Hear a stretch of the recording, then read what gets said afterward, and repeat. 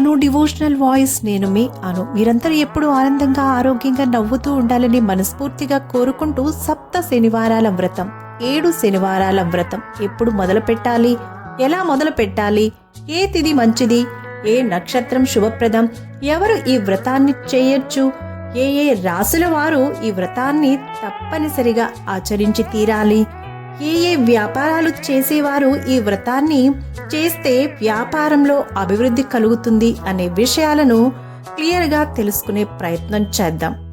అలాగే వెంకటేశ్వర స్వామిని బాలాజీ అని ఎందుకు పిలుస్తారు అనే విషయాన్ని కూడా వివరిస్తాను.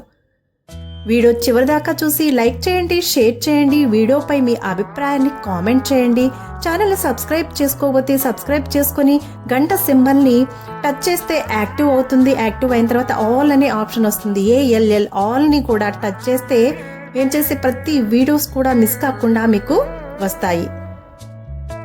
అఖిలాండ కోటి బ్రహ్మాండ నాయకుడు, ఆపద సమయంలో ఆర్తితో అర్థిస్తే ఆదుకునే ఆపద మొక్కలవాడు, గోవిందా అంటే పొంగిపోయి పరుగున వచ్చి పడిపోకుండా పట్టుకునే కలియుగ ప్రత్యక్ష దైవం అయినటువంటి ఆ శ్రీనివాసుడు, శ్రీహరి ప్రీతి కొరకు చేసే వ్రతమే ఈ సప్త శనివారాల వ్రతం.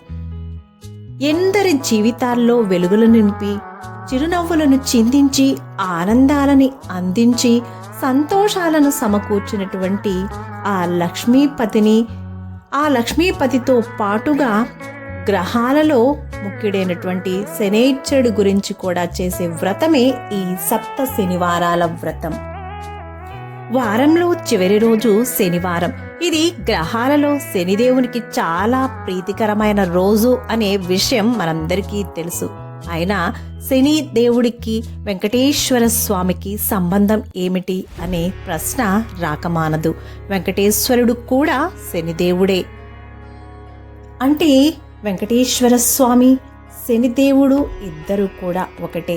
ఆదిలో 6 ముఖాలతో కుమారస్వామి రూపంలో ఉన్నటువంటి శ్రీహరి కలియుగంలో ఒక్క ముఖము కలవాడే వెంకటేశ్వరుడుగా అవతరించాడు. సర్వ ప్రాణులలోనూ చైతన్య స్వరూపిణి అయినటువంటి సరస్వతీదేవి కూడా ఈ వెంకటేశ్వర రూపంలో భక్తులకు దర్శనమిస్తుంది. అంతేకాదు శనివారం నాడు నియమనిష్టలతో ఈ వెంకటేశ్వర స్వామిని ఆరాధించే వారికి అన్ని కోరికలు కూడా తీరుస్తుంది ఆ సరస్వతీమాత. అందుచేత ఈ శనివారం వ్రతం చాలా ముఖ్యమైనది అనేది పరమసత్యం. ఇందులో ఎలాంటి సందేహము లేదు. శంకరాచార్యుల వారికి శ్రీ వెంకటేశ్వరుడు బాలాదేవిగా కనిపించాడు. అందుకే బాలాజీ అని కూడా స్వామిని పిలుస్తూ ఉంటారు.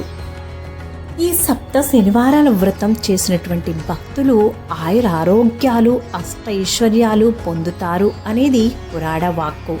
ఈ వ్రతాన్ని ఎప్పుడు ప్రారంభిస్తే మంచిది అంటే ఇది శనివార వ్రతం కాబట్టి ఏ శనివారం నాడైనా ప్రారంభించవచ్చు. శనివారంతో త్రయోదశి తిథి కలిసి వస్తే చాలా మంచిది. శనివారంతో ఏకాదశి తిథి కలిసి వస్తే విష్ణు ప్రీతి గనక అది కూడా చాలా మంచిది. శనివారంతో ప్రతి నెల వచ్చే మాస శివరాత్రి కలిస్తే ఎంతో శుభప్రదం. అలాగే శనివారం రోజు అనురాధ నక్షత్రం కానీ లేదా పుష్యమి నక్షత్రం కానీ లేదా శ్రవణ నక్షత్రం కానీ కలిసి వస్తే ఎంతో శుభప్రదం.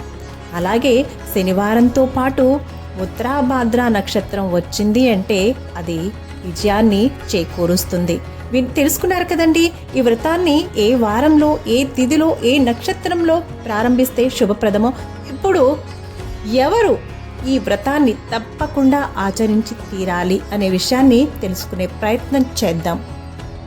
ఈ సప్త శనివారాల వ్రతాన్ని గోచార రీత్యా ఏలినాటి శని కానీ, అర్ధాష్టమ శని కానీ, అష్టమ శని కానీ జరుగుతున్న వారు తప్పకుండా ఆచరిస్తే ఆ గ్రహస్థితులు మారి మెరుగైనటువంటి అద్భుత ఫలితాలను పొందడం తథ్యం.